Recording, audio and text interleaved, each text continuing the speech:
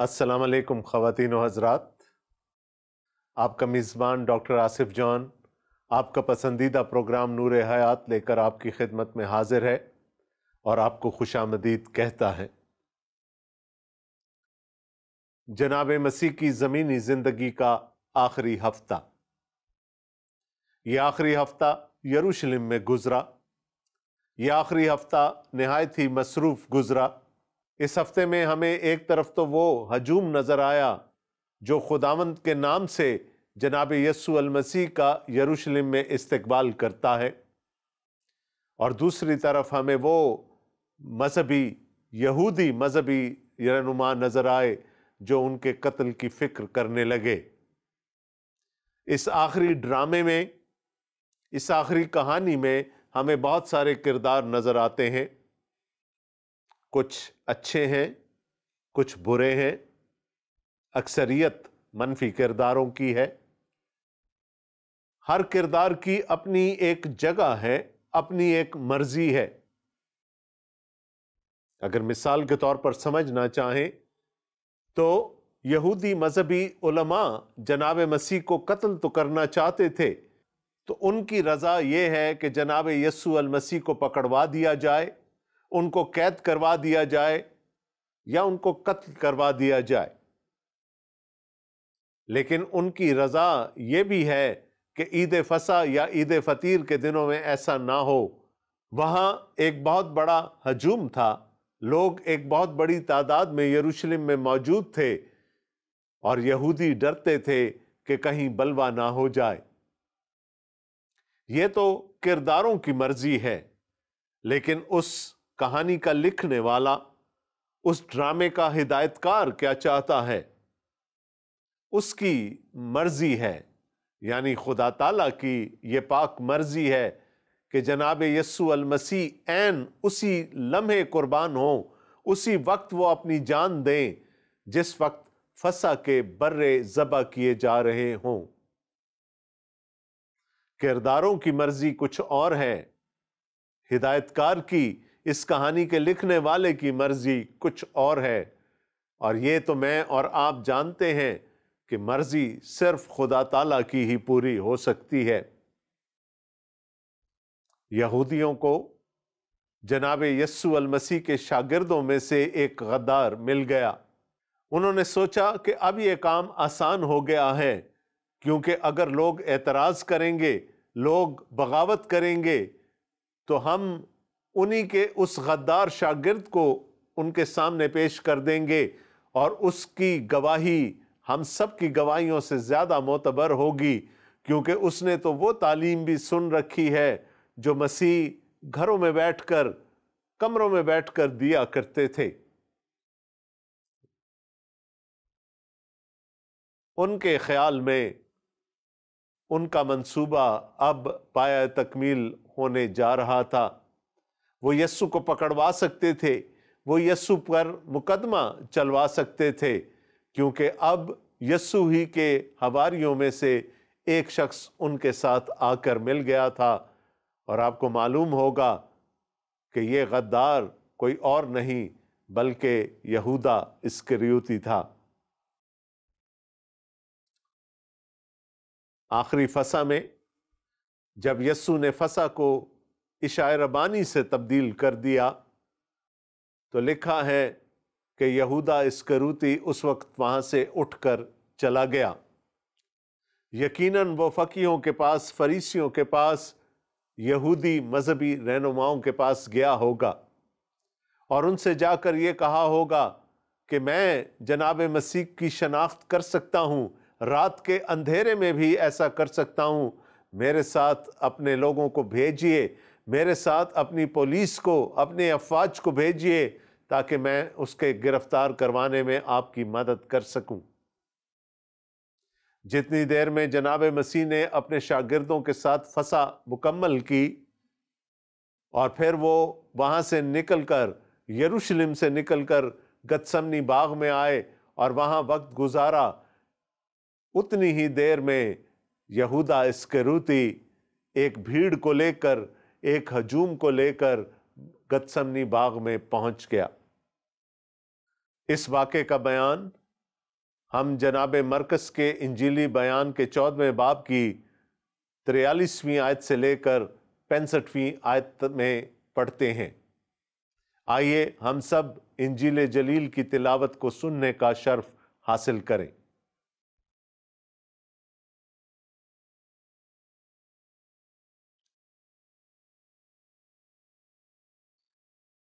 انجیل مقدس میں لکھا ہے، وہ یہ کہہ ہی رہا تھا کہ فی الفور یہودا جو ان 12 میں سے تھا اور اس کے ساتھ ایک بھیڑ تلواریں اور لاٹھیاں لیے ہوئے سردار کاہنوں اور فقیہوں اور بزرگوں کی طرف سے آ پہنچی، اور اس کے پکڑوانے والے نے انہیں یہ نشان دیا تھا، جس کا میں بوسہ لوں وہی ہے، اسے پکڑ کر حفاظت سے لے جانا۔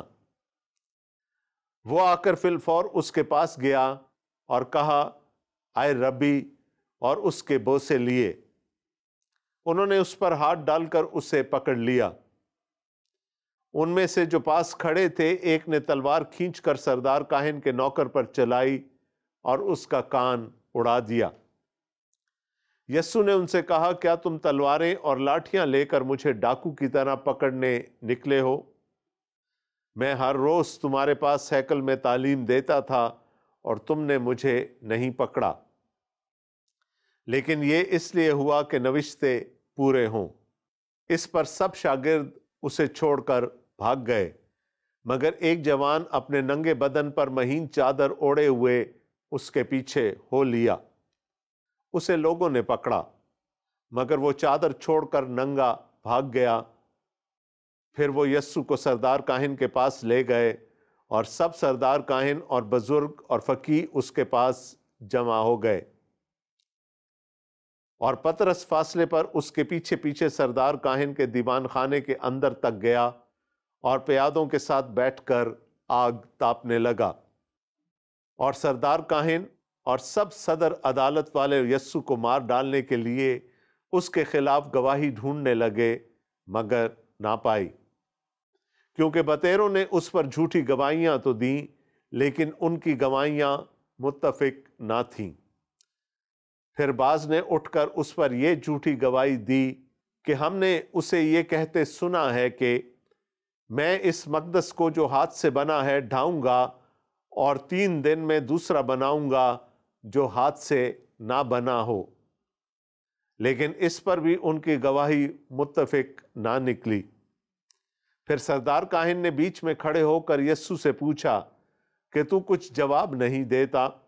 یہ تیرے خلاف کیا گواہی دیتے ہیں؟ مگر وہ خاموش ہی رہا اور کچھ جواب نہ دیا۔ سردار کاہن نے اس سے پھر سوال کیا اور کہا، کیا تو اس ستودا کا بیٹا مسیح ہے؟ یسوع نے کہا، ہاں میں ہوں، اور تم ابن آدم کو قادر مطلق کی دینی طرف بیٹھے اور آسمان کے بادلوں کے ساتھ آتے دیکھو گے۔ سردار کاہن نے اپنے کپڑے پھاڑ کر کہا، اب ہمیں گواہوں کی کیا حاجت رہی؟ تم نے یہ کفر سنا، تمہاری کیا رائے ہے؟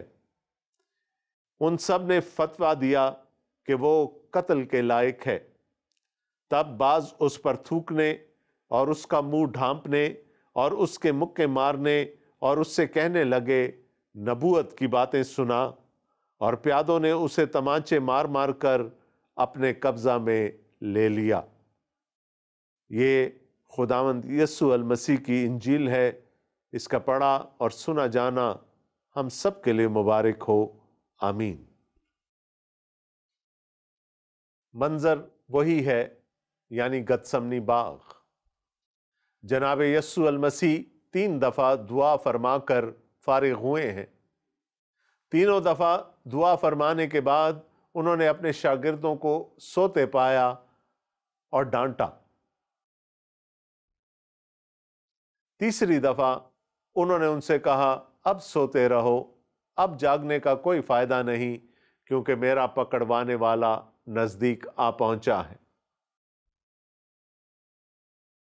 اور جناب مسیح کا یہ کہنا تھا کہ یہودا اسکریوتی جو 12 شاگردوں میں سے ایک تھا، جو غدار ہو چکا تھا، جو یہودی مذہبی رہنماؤں کے ساتھ جا کر مل چکا تھا، وہ ایک بڑی بھیڑ لے کر، جن کے ہاتھوں میں تلواریں اور لاٹھیاں اور مشلیں تھیں، وہاں آیا۔ کلام میں لکھا ہے اس نے ان یہودیوں کو ایک نشان دیا تھا، اور وہ نشان یہ تھا کہ جس کا میں بوسہ لوں وہی مسیح ہوگا، اس کو پکڑ لینا۔ بہت سارے لوگ جناب مسیح کو جان چکے تھے، وہ ان کو پہچانتے تھے، ان کو کسی نشانی کی ضرورت نہیں تھی، لیکن چونکہ رات کا اندھیرا تھا، خدشہ یہ تھا کہ جناب مسیح کی جگہ کسی اور شخص کو نہ گرفتار کر لیا جائے اور جناب مسیح کہیں فرار نہ ہو جائیں۔ لیکن یہاں ہم دیکھتے ہیں کہ میرا اور آپ کا مسیح خود یہودا اسکریوتی کا اور اس بھیڑ کا انتظار کر رہا ہے، کیونکہ ان کو معلوم ہے کہ ان کے باپ کا، خدا تعالیٰ کا ٹائم ٹیبل کیا ہے، کس وقت کیا ہونا ہے، یہ سب کچھ وہ علم رکھتے تھے۔ دعا فرمانے کے بعد، اپنی بے گناہی کا اعلان فرمانے کے بعد، اب وہ تیار تھے کہ ان کو گرفتار کر لیا جائے۔ بھیڑ آئی، یہودا نے نشانی کے مطابق جناب مسیح کے بوسے لیے اور ان سے کہا اس کو گرفتار کر لو اور حفاظت سے یہاں سے لے جاؤ۔ کیسا بدبخت شخص ہے! جناب مسیح کے ساتھ تو یہ سب کچھ ہونا تھا ہی، اس نے عین وقت پر دشمن کی پشت پناہی کر کے اپنے لیے عذاب کما لیا۔ اور نشان بھی کیا رکھا؟ محبت کا، بوسے کا۔ دل میں کچھ اور تھا اور ہونٹوں پہ کچھ اور۔ جناب مسیح کو گرفتار کر لیا گیا۔ ایک ہلچل مچ گئی۔ یہاں لکھا ہے کہ ایک شخص نے تلوار نکالی اور اس کو سردار کاہن کے ایک خادم کی گردن پر چلانا چاہا۔ وہ خادم اپنے آپ کو بچانے کے لیے جھکا ہوگا اور تلوار غلطی سے گردن کے بجائے اس کا کان اڑا بیٹھی۔ یہ شخص کون تھا اور اس کے پاس تلوار کہاں سے آئی؟ ہمیں بتایا جاتا ہے کہ یہ جناب پطرس تھے، اور جناب پطرس یسوع کے ساتھ اپنی وفاداری کو ثابت کرنا چاہتے تھے، کیونکہ جناب یسوع نے کہا تھا کہ وہ 3 بار، آج کی رات میں 3 بار جناب مسیح کا انکار کریں گے۔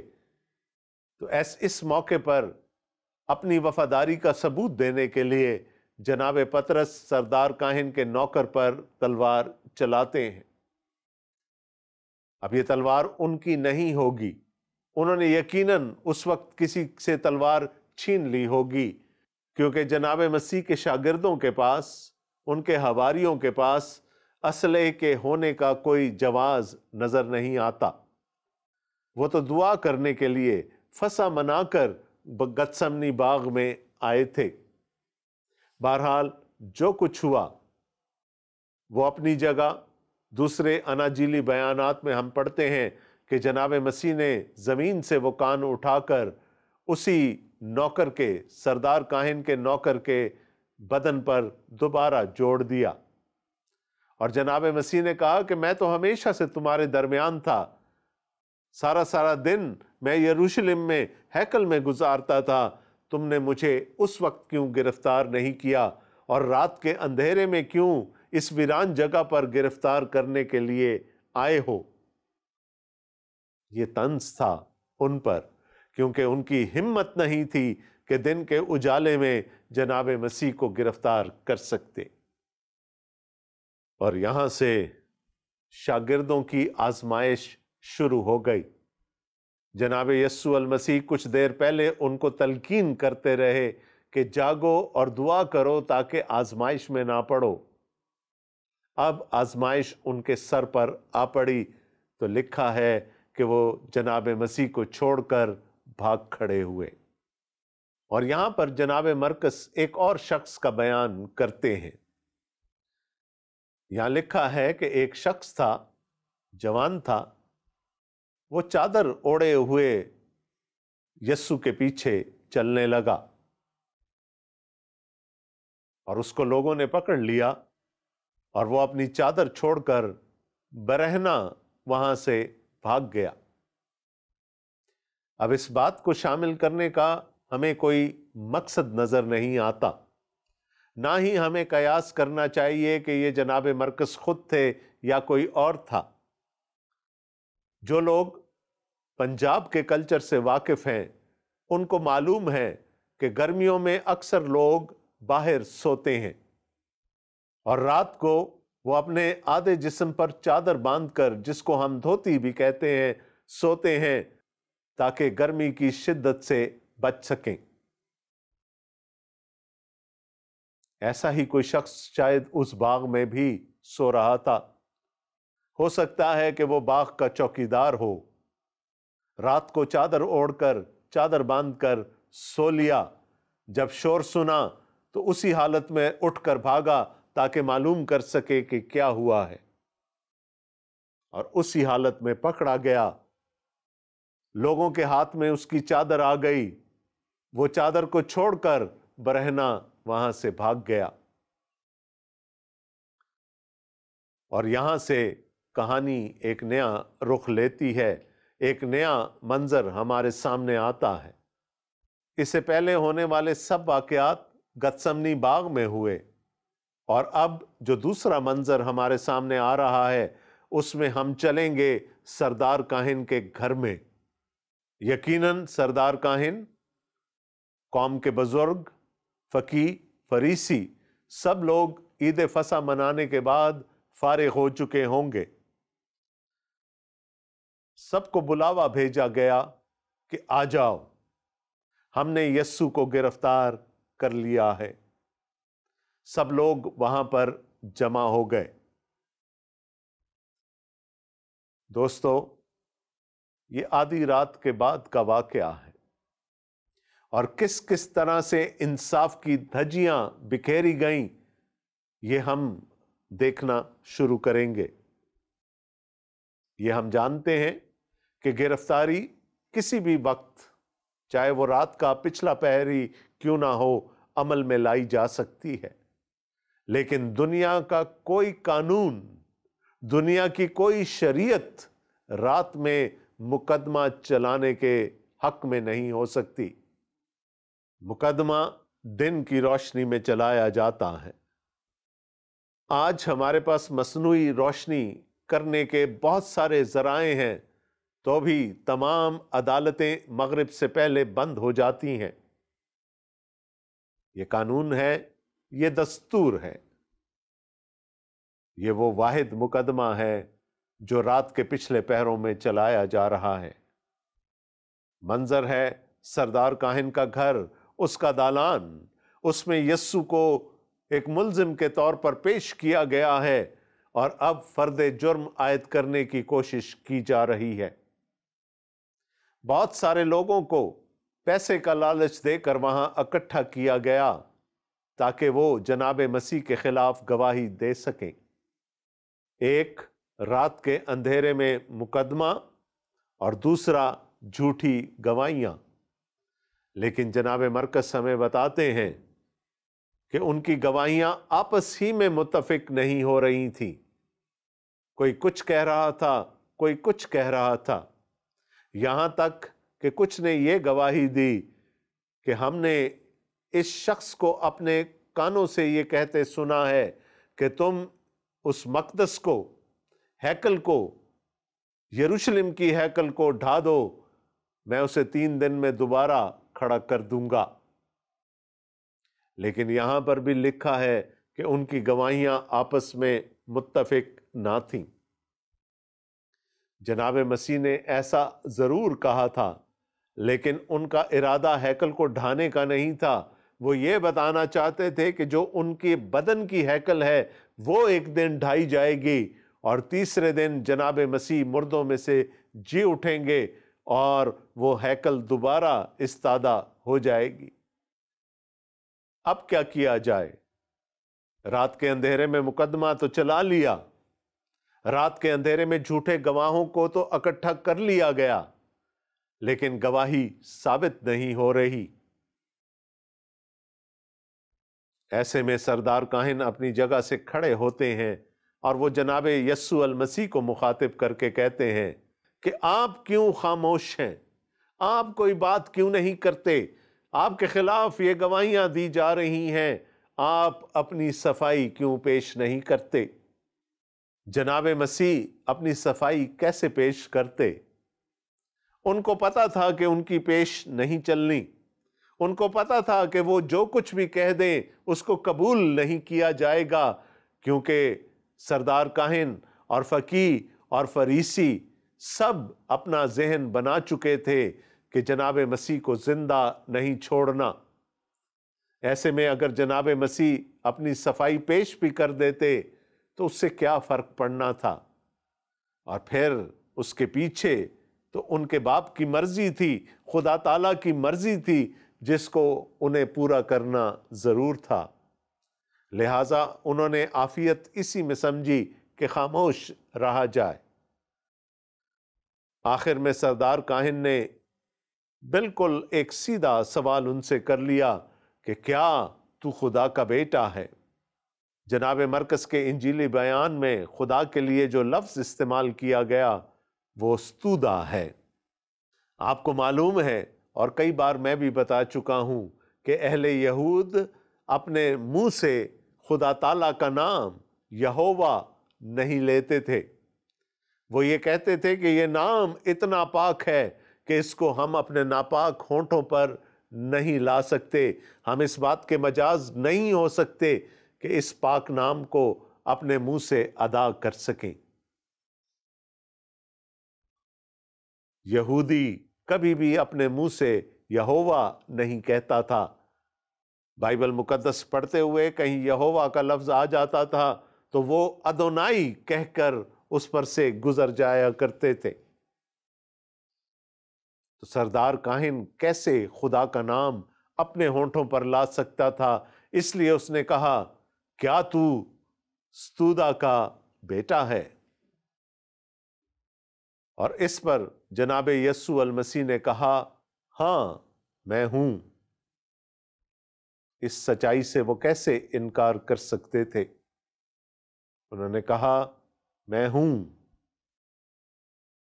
اور انہوں نے یہ بھی فرمایا کہ تم ابن آدم کو خدا تعالیٰ کی داہنی طرف بیٹھے ہوئے دیکھو گے اور آسمان پر سے بادلوں کے ساتھ واپس آتے ہوئے دیکھو گے۔ ایک دفعہ پھر جناب مسیح نے اپنے لیے ابن آدم کا لقب استعمال کیا اور ان کا اشارہ دانییل نبی کے صحیفے کے 7ویں باب کی طرف تھا، اور وہاں پر جس آدم ذات کا، جس ابن آدم کا ذکر ہے، اس کے بارے میں لکھا ہے کہ وہ قدیم الایام تک پہنچا اور ابدی مملکت، ابدی سلطنت، ابدی جاہ و جلال، ابدی شوکت ان کو دے دی گئی۔ جناب مسیح نے اپنے گواہی میں خدا کے کلام کو پیش کر دیا، لیکن یہاں پر تو دلوں میں نفرت اس قدر بڑھ چکی ہے کہ وہ خدا کے کلام کو بھی خاطر میں نہیں لانا چاہتے۔ جب جناب یسوع المسیح کے ہونٹوں سے یہ الفاظ ادا ہوئے تو لکھا ہے کہ سردار کاہن اٹھ کھڑا ہوا اور اس نے اپنی پوشاک کو چاک کر دیا، پھاڑ دیا، اور اس نے کہا کہ اب ہمیں گواہوں کی کیا حاجت رہ گئی ہے؟ یہ شخص تو خود اپنے آپ کو خدا کا بیٹا، خدا کے برابر کہتا ہے، خدا تعالیٰ کے تخت کے دائنی طرف بیٹھنے والا کہتا ہے۔ یہ کافر ہے، یہ کفر بکتا ہے، یہ واجب القتل ہے۔ کتنا آسان تھا یہودی مذہبی رہنماؤں کے لیے، کتنا آسان تھا سردار کاہن کے لیے کفر کا فتویٰ لگانا اور جناب یسوع المسیح کے قتل کا حکم صادر فرمانا۔ دوستو، ذرا غور کیجئے، کیا آج 2000 سال کے بعد بھی یہ اتنا ہی آسان نہیں ہے؟ آج ہم اپنے ارد گرد سنتے ہیں کہ کسی نے کسی پر فتویٰ لگا دیا کہ فلاں کافر ہے، اس نے کسی اور پر فتویٰ لگا دیا کہ وہ کافر ہے، اور چونکہ وہ کافر ہیں اس لیے وہ واجب القتل ہیں۔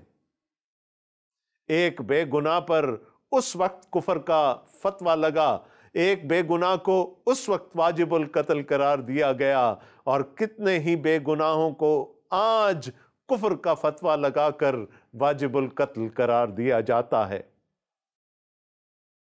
اس کا مطلب ہے حالات نہیں بدلے، واقعات نہیں بدلے۔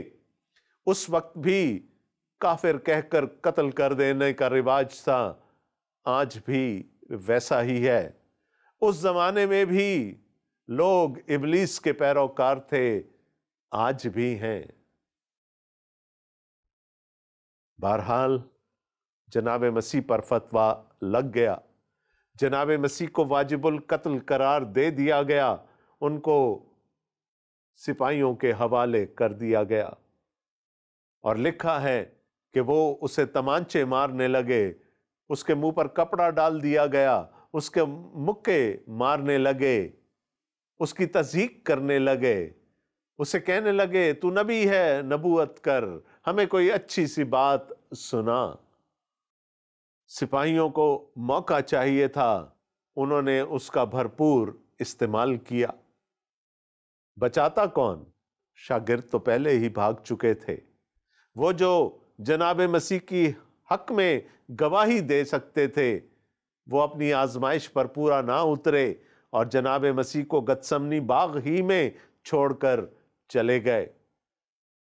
ہاں، ایک ہستی ہے جو بچا سکتی تھی، اور وہ ہستی خدا تعالیٰ کی ذات ہے۔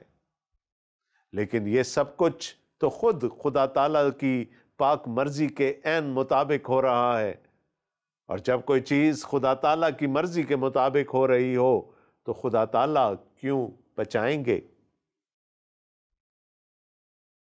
گتسمنی باغ میں جناب یسوع المسیح نے اپنی بے گناہی کا اعلان کر دیا، انہوں نے اپنے آپ کو مشیت ایزدی کے سپرد کر دیا، انہوں نے کہہ دیا کہ میں نہیں چاہتا کہ میری مرضی پوری ہو، جو آپ کی مرضی ہے، اے باپ، اے ابا، جو آپ کی پاک مرضی ہے آپ اس کو پورا ہونے دیجئے۔ اور وہ پاک مرضی یہ تھی کہ جناب مسیح گرفتار ہوں، ان کی تصدیق ہو، ان پر جھوٹا مقدمہ چلایا جائے، ان کو قصوروار ٹھہرا دیا جائے، اور یہ سب کچھ عین اسکرپٹ کے مطابق ہو رہا ہے، یہ سب کچھ عین اس ہدایتکار کی مرضی کے مطابق ہو رہا ہے۔ یہودی عدالت جناب مسیح کو واجب القتل تو قرار دے سکتی ہے، لیکن پھانسی کی یا صلیب کی سزا نہیں دے سکتی، وہ اختیار رومیوں کا ہے۔ لہٰذا رومی عدالت میں جانا ضروری ہے۔ اب کیسے جایا جائے گا؟ کیا وہاں پر بھی جناب مسیح پر یہی الزام لگے گا کہ یہ اپنے آپ کو خدا کے برابر کہتا ہے، یا وہاں الزام تبدیل کرنا پڑے گا؟ یہ سب کچھ جاننے کے لیے آپ کو دیکھنی پڑیں گی پروگرام نور حیات کی اگلی اقساط۔ آپ کا میزبان ڈاکٹر آصف جان اگلی قسط تک آپ سے اجازت چاہتا ہے۔ خدا حافظ۔